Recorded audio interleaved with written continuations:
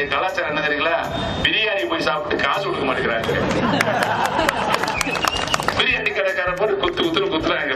காசு கேட்டா பாவா சாப்பிட்டது காசு கேட்பாங்கல்ல பிள்ளை போட்டு. புரோட்டா கடைக்கு போய் சாப்பிட்டு புரோட்டா காசு கொடுக்க மாட்டேங்கிறாங்க. செயல் தலைவராக இருந்து இப்ப தலைவர் ஆயிருக்காரு.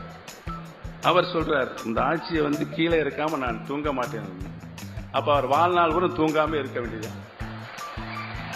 வாழ்நாளுமே தூங்க முடியாது. ஆர்கேநர்ல டெபாசிட் போச்சு இருக்கு. அது மறந்துட்டாரு. இப்போ ஒரு கருணாநிதி மகன் ஸ்டாலின் அவர் வேஷம் போட்டுட்டு தெருவா நடந்து வந்துட்டு இருக்காரு. சைக்கிள் ஓட்டுறாரா? சைக்கிள் ஓட்டுறது பெரிய வரலாற்று சாதனையா? டீ கடைக்கு போய் டீ குடிக்கிறாரா? டீ குடிக்கிறது ஏன்னா டீ குடிக்கிறது பெரிய வரலாற்று சாதனையா?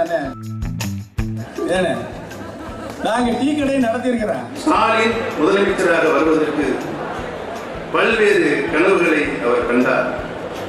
பல்வேறு வேஷங்களையும் அவர் போட்டார். பல்வேறு நடிப்புகளையும் மக்களிடம் நடித்து காட்டினார்.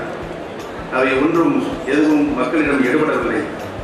சைக்கிளில் வந்தார், நடந்து வந்தார், ஓடி வந்தார், குதித்து வந்தார். ஸ்டாலினுக்கு தீராத ஆசை. என்ன ஆசை? முதலமைச்சர் ஆகணும்னு ஆசை. எந்த காலத்தில் ஸ்டாலின் முதலமைச்சர் ஆக முடியுமா? ஆக முடியுமா? ஆக முடியாது. ஏன் ஆக முடியாதுன்னா, அவருடைய திமுக ஆட்சி ஆண்ட காலம் எந்த காலமாக எடுத்துட்டாலும், அந்த அவருடைய தந்தையார் திரு கருணாநிதி ஆண்ட காலமாக இருந்தாலும் சரி,